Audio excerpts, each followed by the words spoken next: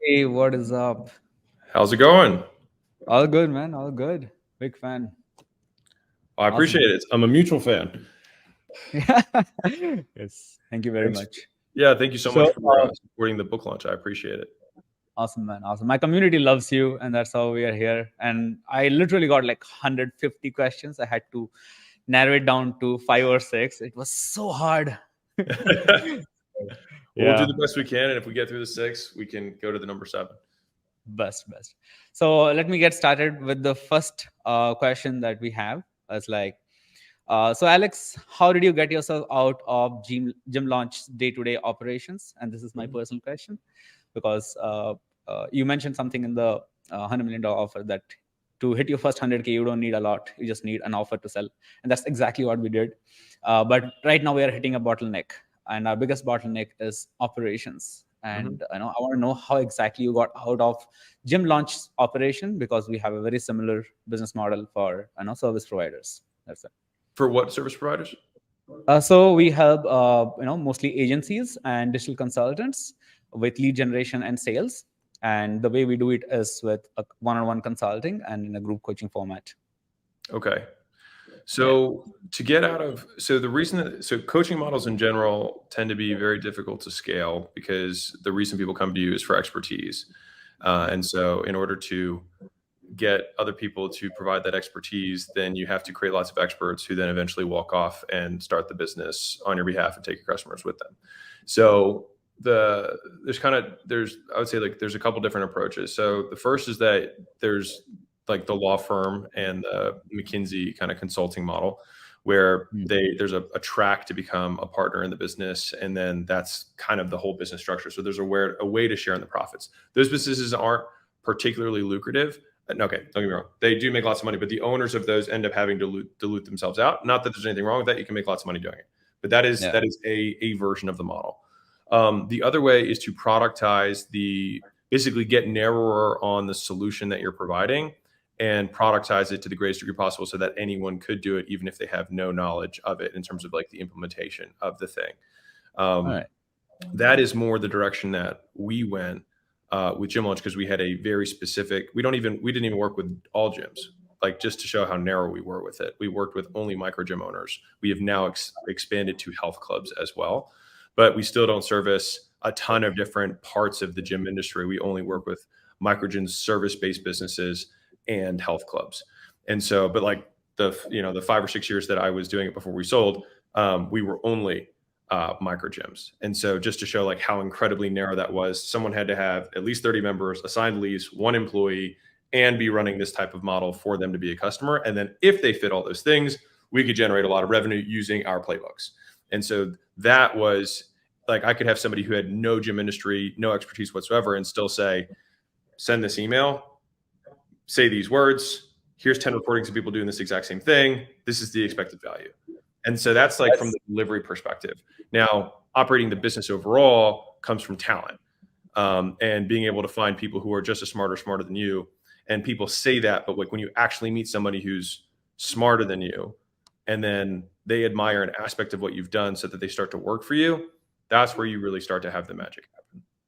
But how exactly you find those talent? Because I personally feel like I'm irreplaceable in the company. The experience that I bring to my clients is not something that anyone else can come and bring that. You're not good at teaching. And the idea of like, I'm irreplaceable is completely ego. So you just have to get rid of that. Like you have to be like, I'm the most replaceable person in the business. Like from an employee perspective, like they want to become irreplaceable. The owner's perspective should be the exact opposite, which is that everything that I do, I can teach someone else to do better than me. So do you recommend like breaking down whatever I do into smaller parts and maybe hiring? 100%. And you're not going to find another you to replace everything that you do. But you can find 3 people who do portions of what you do better than you and other things that you do that you don't do better than you because they have other lives that they've lived. Yeah. Oh, wow. So don't try and find one person to replace you. Try and find 4. Oh, yeah. That's a good prospect. Thank you very much for that. Yeah. What have you seen some of the most common qualities among A players when you hire them? Like, you know what, I need this person right now because he's gonna crush it. Yeah. Your best talent is in the future. Like what happens is your ability to judge talent and your ability to attract talent will only go up. Right. So it's kind of like so the easiest way to judge talent, in my opinion, is how specific you need to give your directives. Right. So if you take this to a hypothetical extreme on the at the bottom level, you have somebody has barely any cognitive function, and you have someone who you're sort of like, here's how you turn on a computer, here's how you open up Internet Explorer, like on this extreme of just like very little cognitive function, very few meta skills. On the other end, you just say, build me a department that does this. And the person can just build or spin up an entire entity that does a certain thing within a larger conglomerate. Right. So like those are the two kind of just like hypothetical extremes of talent. And so you can judge someone's talent by how specific you have to be with the things that you're asking them to do. And a big function or proxy for that is what experience they have in the past that they've done something similar to what you're asking them to do. Oh, all right. So if you always look at, I'll give you an example. So if I wanted to hire somebody to build a outbound sales team, and I have a B2B business, then I'm going to go find somebody who's already built one or two outbound sales teams for B2B businesses, ideally close to or already in the industry that I'm in. So the likelihood that they'll succeed and know how to do it is very high. They already have tons of trench knowledge. They have the experience. And so I just copy paste that into my business, and I can give you a better deal, a better culture to work in than where you're at now. Oh, okay. That makes a lot of sense. Another hack to this is finding the number two. And so, like in the salesperson example, maybe your personal brand or your company's brand is not as big as the company that you're trying to attract someone from. So that's where you can give someone the opportunity to step up, right? So if you're the, let's say there's a sales director and you're the lead salesperson of the company.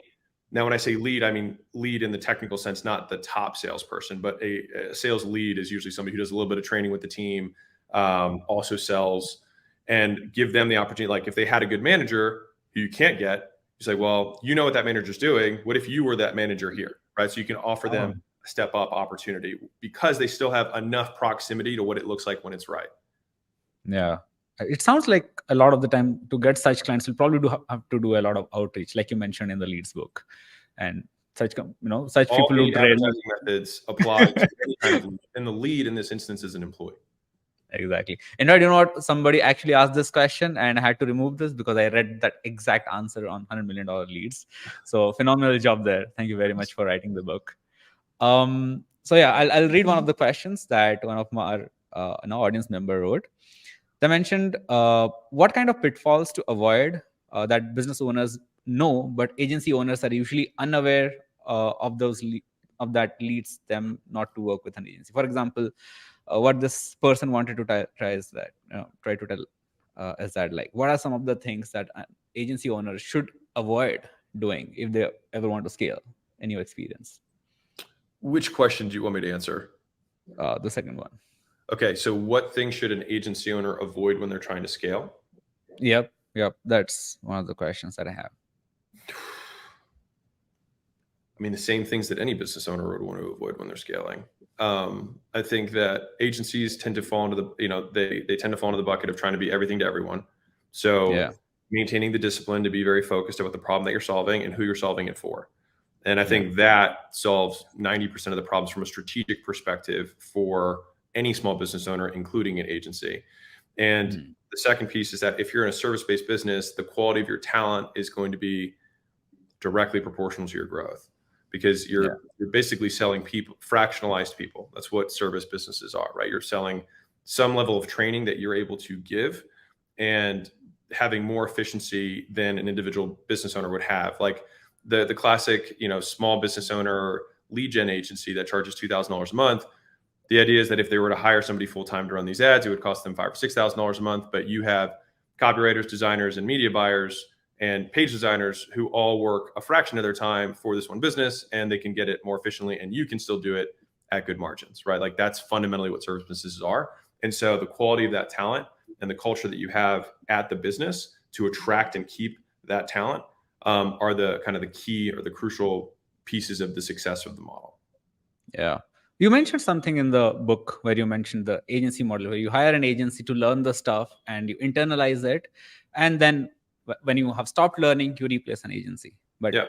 teaching agency businesses how to become irreplaceable, right? That's usually one of the things. And what we help them with is like, how do you have stacks of offers where you don't just handle one thing in one department, you become the marketing department of the company that you work with. Yeah. So in your perspective, how should one go there? Should we start with one business, then upsell the next, and upsell the next, and upsell the next offer? Or like, how It's does it work? tough because then it's more like creating the irresistible offer isn't necessarily about having a zillion products. It's more about explaining and communicating the many small things that you have to do anyways.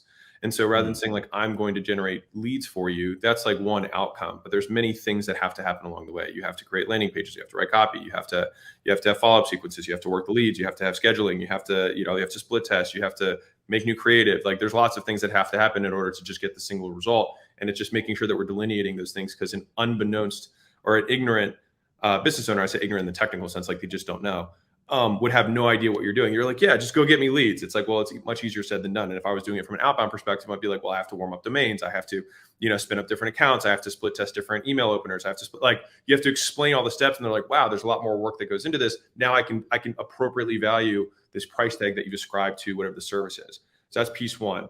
Piece two, about being irreplaceable. I think, it's tough. And the way to, like, in order to be irreplaceable, oftentimes you'd have to go after significantly bigger customers. So like if you're an agency for Fortune 1000, for Fortune 500 companies, then a lot of times it would be so costly for them to spin up at scale the level of talent that's required to do like programmatic media buys across 100 different platforms in different countries, right? It'd be very difficult for them. So there's so much pain associated with that they can immediately plug into your solution. And then the likelihood that they want to leave or do this on their own is significantly lower, right? But the idea that any service provider is going to become truly irreplaceable, like any business can do anything on their own. Right. So like you always have that. And I would prefer to put myself out of business and do it in a way that aligns my customers with me than have a model that I know is basically has a timer for obsolescence. All right. So in such a case, like not everybody works with Fortune 500 companies, right? Most Sometimes people. most people don't. And many people, they might work with, small and medium businesses. They help them with that. But I think in those cases, because these, let's say you become a marketing agency for chiropractors in New York, you become so good at that. In general, people won't leave you because you're just good at that particular service. Sure. I think that's how it works. All right. Got it. Thanks a lot, man, for that. Yeah. And the thing is, the small business owners are really tough. Yeah. They're super tough because they're the problem. Like they're super erratic. They're super volatile. Their cash flow's lumpy. They don't know where their next paycheck's going to come from. And to no fault of your own, they can cancel because they just can't make payroll that month because there's other things that are required. Right. And so that's the reason that, like, do you see any large SMB agency in the US? Oh, yeah. No. Right. There's a structural problem. Right. The biggest agencies, look at the biggest agencies that exist. Ogilvy, you have Vayner, is up there now. Who do they service? Massive companies. Why? Because the quality of the customers are higher. And so they know that when they sign a contract, they actually stick with the contract. We all know that if you have a small business owner who signs a 12-month agreement for agency services, he's good for 3 months. Yeah. It's because even if you were the best marketer in the world, if they have a shitty product or they don't work leads or they have a terrible location, they have 1-star reviews on Google, there's a number of things that are not under your control. If you have bigger, better customers, then a lot of those other things have been controlled for because they've achieved a certain level of success. Now it's harder to get those customers. Why? Because they're going to also look for an agency that's equally qualified because they're also smart enough to see, well, listen, you're in your mom's basement right now. And so I don't really feel like, giving all my lead generation over to you. And so I think for the enterprising individual who's very good at marketing in a specific niche, the short-term solve is like, sure, anybody can take on 10 agency clients that pay them, $2,000 to, $4,000 a month or $1,000 to $4,000 a month for an SMB and make a top 1% living. And there's nothing wrong with that. It's just work. It's fine. Yeah. If you want to have a better version of that opportunity, it's learning more skills and saying, okay, let me see if I can understand the chiropractor business even more than I already do. And see if I can combine that with kind of some consulting around the business model itself and then start seeing if I can put some of my own capital at risk and buying into these businesses, right? Like that's when you start moving into private equity and away from pure services. Now, again, like, are there like the biggest model that I've seen for small business owners from a marketing perspective was an agency that was running $300 a month price point. That's all? What? $100 a month price point, because they had figured out, and like there's a key here, is that like those business owners are so price sensitive that it's not whether you can sell them, it's whether you can keep them on their worst month. That's how you have to think about it. Like the price isn't based on the value that you can deliver on the best month, but how much you can keep on the worst month, because that's where the churn comes in, right? And so the best model that I saw was doing SEO for small business owners, and they had completely automated every aspect of it. It was basically just a playbook, and I think it generated reviews and maybe a couple phone calls a month. But at a $300 a month price point, if they got 1 or 2 phone calls a month, it was worth it. So the bar to get over to ascribe value, and especially on something that I call like a nuisance business, where it's like, I know I should be maintaining my reputation, I know I should be doing some of this stuff. Okay, for $200 or $300 a month, I don't feel guilty about not doing it because this is being done. Right. Does that make sense? Yeah, totally makes sense. So when gym launch, you started helping smaller gyms because that's again a small business owner, and you specifically mentioned this, I think, in the gym launch book, where they struggle to make the ends meet. I think that's where you went into the licensing model, where you started teaching them the stuff because they can help themselves and probably scale up with that entire technique. I think that's what it is, right? Yeah, I mean, that's a transition to a consulting or licensing model. Like in the beginning, it's consulting because you have a lot more service because you haven't like productized every part of it. But if you're diligent about productizing every piece of your playbook, because if you consult enough times for the same type of business, you realize that you start basically reverting to the same 6, 7, 10, 12 plays, and then you just document them out, right? And then you hand off one to somebody who says, cool, you just execute play 1, you execute play 2, you execute play 3. And that can be from a service-based, relationship, or you can license the materials out, right? Like for us, it was truly licensing because we would test, ads in, 20 markets and come up with the best combination of copy, creative, headline, and landing page. And then we just license the material out to 1,000 locations. And so for them, the cost of trying to figure out what the best ad was going to be, and the cost of filming the ad, hiring the talent, doing all these other things, was far in excess of just immediately having scratch off tickets that were winners. So they could just immediately run the ads and get a 10x return because we had already tested 100 other ads that didn't get that. And so they could just take the winners and take it to the bank.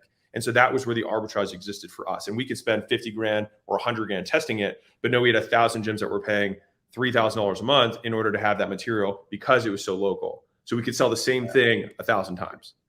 Oh yeah, that's good.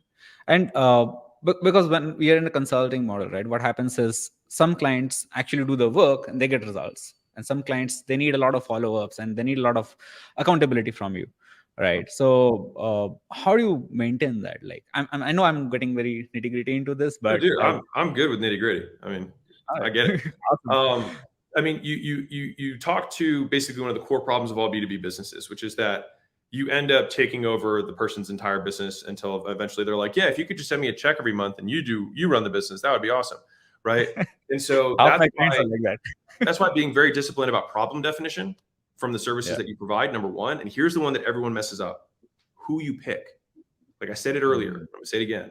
Like, it's not like, even if you work with chiropractors, right? As that example, you don't necessarily even want to work with all chiropractors. You want to work with chiropractors. Like here's how, I talk about it in the book, in the referral section, but you look at the customers that you have right now that are the best customers, like the top 20% or the top 10%. You say, okay, what characteristics do these people have that other people don't have in my client list? And that's both from the the hard perspective. What are the quantitative differences? They have a certain size business. They're over a certain amount a month. They have a number of locations. They have a certain amount of employees, number of customers. Like, you just get all that data on them.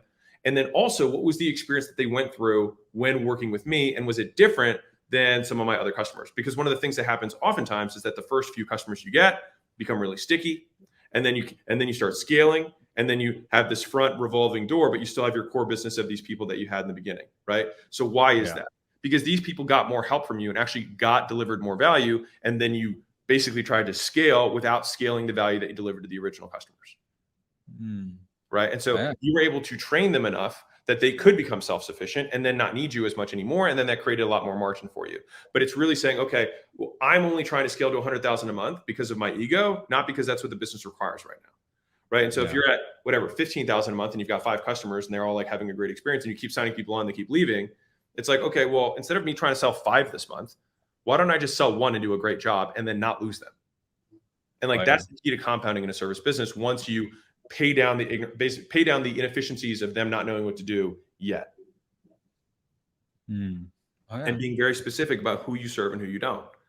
Like, we didn't work with personal trainers. We didn't work with facilities that were making a certain amount a month. We didn't work with facilities that didn't have a certain number of customers. We didn't work with facilities that had a different model than what we knew worked. And part of it, I'll give you an example. So like cycling studios and like yoga studios, 100% could use our model. We didn't work with them because the founders tended to be psychologically different. They just didn't their adherence was super low because they just come from a totally different worldview than the guys who are more fitness, weight loss, transformation focused, even though at the end of the day, it's just a membership with a back room where people work out. Fundamentally the exact same thing. But mindset wise, they had a very hard time kind of adopting a different model, even though monetarily it totally made sense. So I have to pick the 80-20 of the things, like which 20% of the customers give us and then the do best it, and then do 5 times more of the 20. Yes. Oh, all right. Which means you need to have discipline to say no. Oh, yeah. And say, like, honestly, like sales calls that are genuine sales calls in a service business really should be genuinely discovery calls. What's your business? What are you at? What are your goals right now? What have you done so far? Tell me more about this. How many clients do you have, et cetera? It's like, okay, based on what you've told me, you are a fit for these reasons. Now, based on what you told me, you might not be a fit for these reasons. And I just want to let you know. Now, if something like that changes in the future, or if you can fix this thing, I could take you on. Or I have a downsell that might get you prepared to be a customer for me later. That's a lower level of service because the likelihood that I think that you're going to stick is very low. Yeah. Dude, this is so hard to say no to this new upcoming business because you know it can help them, but they just don't fit your criteria. 100%. Right? Dude, I have 13 companies. I get 1,800 a day who reach out. Whoa. Right. So you have to say no. Yeah. How did you go about? Like, didn't it like it feels weird to like say no because a lot of the time I get. So we specifically. That's why most people stay poor. They can't say no. I'm dead serious. That's why they stay poor. They can't say no, and what happens is you go for the short-term money and you sacrifice the long-term money. Long-term. Because then you just get in this operational rat race, and then you scale up your costs to meet the fact that you took on all these customers that you shouldn't have taken on to begin with, and then you have to pay them every single month. So then you have to keep on taking on customers that you shouldn't have taken on to begin with, and you get in this vicious cycle that you can't get out until you downsize. You take 2 steps back, 5 steps back, fix your ego, and then say, I'm only working with these customers because ethically I know that these are the ones that I have the highest likelihood of success with. Everyone else, I have mediocre success, and I can say it's their fault. I can say it's my fault. It doesn't really matter. All that I know is that the likelihood that they achieve what I think they should achieve is low, period. So I'm not going to sell them. Got it. But aren't you afraid that the TAM will go smaller? Like, of course. With small gems. Yeah. Of course. How do you? But I built a $100 million company off of a niche this big. It doesn't like it really. You can build a niche an inch wide and a mile deep. You don't need to you don't need to service like. There's 30 million small businesses. You don't need to service them. You like there's 50,000 gyms that fit the model that we have. 50,000. That's it. That's not a lot. Yeah. Yeah. Right. And so you will be limited. But the question is, what is your goal? Now, if you want to build a $10 billion company, then yeah, you're going to have to go after a bigger problem. But if you want to build a 9-figure company, you can do that in almost any industry. Yeah. And I think you can always do a 10-degree shift and like get the niche closest. I think you can always do a 10-degree shift to the niche closest to it and slightly expand the market as you go. I think that's what most people do, right? And you know what? I would say even that, just cut off the back part. Just like pick the niche and don't expand. Just get better. Seriously. Just get better. Just get better at delivering even more value. Because what happens is you can get better and better at it, and then you can take a greater and greater percentage of the economics. Because you have so much track record, so much proof that you deliver so much value so consistently. Yeah, makes sense. When it comes to, let's say, so I got this. I have a question that one of my clients asked me, we have 5 minutes, maybe this is the right time to ask. So the question that they asked around this is like, Jayant, I'm not able to scale because my offer is a non-ROI offer. So this is a PR marketing agency, and they say like, hey, we just do PR, we do press releases. It's like, it just helps them with fame, doesn't really help with leads and sales. So how do I position myself? Because it feels like my offer is not an ROI based offer. So I would say you're selling to the wrong people. all right. So there's absolutely, I mean, PR is a big market. There's lots of people who want PR, but the only types of people who want PR are people who understand brand. And if you're trying to make your rent every month, you don't understand brand. You're trying to only get leads and sales. Oh, yeah. I think a person who needs leads and sales doesn't understand brand, and a person who has enough of these and now they look at like, how do I build my brand? They'll look for PR. Yeah. You need to sell better customers. Yep. Thanks a lot, man. So I think we have time for one final questions. Sure, shoot. Awesome. So you mentioned that when you started out, you started with the first 5 customer framework. That was awesome. And then you just grew with referrals. So this question came from a fitness consultant herself. And she said that with the competition that the fitness market is, how do you stand out? Because even if I get my first customers and I post them, there are 100 others that have this many case studies and testimonials to show up. Honestly, it's just being authentic. Very easy to say, very hard to do. Yeah. So what happens is the 99% of the fitness market just looks at what other influencers are doing and say, I'll copy that and I'll do stuff like that. But then you just do a worse version of what somebody's already doing, right? If you look at the top influencers who are in that space, they have a very specific personality that so zooming all the way out, fitness, like there's no secret. Like work out more, stop eating shitty, you'll look better over a longer time horizon. Like that's what it is, right? So the reason then goes, where do I want to get my news from, right? People go to different news outlets, even though the news technically is the same. I'm not getting into the, misinformation political part, but just saying generally people consume media from sources that they like more. And so the idea is there's going to be a subset of an audience that is like you genuinely, and they want to get they could get fitness information from Alex, but if I'm a 45-year-old Indian mother, I'm probably not going to be her source for fitness information, even if I say the identical stuff as another 45-year-old Indian mother. Now, if that 45-year-old Indian mother looks at my fitness content and tries to make content like mine, it's going to seem weird, right? Yeah. And even if that 45-year-old Indian mother looks at another 45-year-old mother who is really successful, right? Then it's going to be 1 degree closer, but it's still being not them. And so most people, you can stick out by actually being yourself. And I know it sounds trite, but this is real. There's so many unique aspects of someone's life and the things they're interested in compared to other people that if you just lean into those differences, those unique things that you're actually into that are weird, right? Rogan's into aliens and mushrooms and comedy and fighting. Who would have told him you should you should be Joe Rogan? And you're going to have people who like some aspects, and then the super fans will be people who overlap on 2 or 3 of the interests that you have. And so that's the idea, is that you just have to show more of who you are, and that will create more pools of people who relate to you. Like if you pick my brand, it'd be like dessert, working out, philosophy, business, marketing, sales. What's Alex Hormozi's brand? Like nose strips, right? Like great stuff. Sure. These are all they're all completely disjointed things, but they're different. They're people who follow me because they only like the business and money stuff. They're people who follow me because they only like the philosophy stuff. They're people who follow me because they just think the desserts and calves stuff is funny. It just depends on what someone's going to come in for. But if you're just you, then you can stick with it for the long term. And that's what's going to build over time and make you, quote, stand out, because there is only one version of you that's lived your life. So just live it publicly. Absolutely. It's a document. Thanks a lot, man. I think we are at the end of our tenure. Thank you very much for being here, and keep writing great books. Well, I appreciate it. Thank you. And thank you so much to your community who are watching this. I appreciate you all. Thank you for showing up and supporting. I hope you make so much money from the book and crush it. Because at the end of the day, there's more problems than any one person can solve. And I hope we build businesses to solve them. So thank you guys. Thank you very much. Thank you.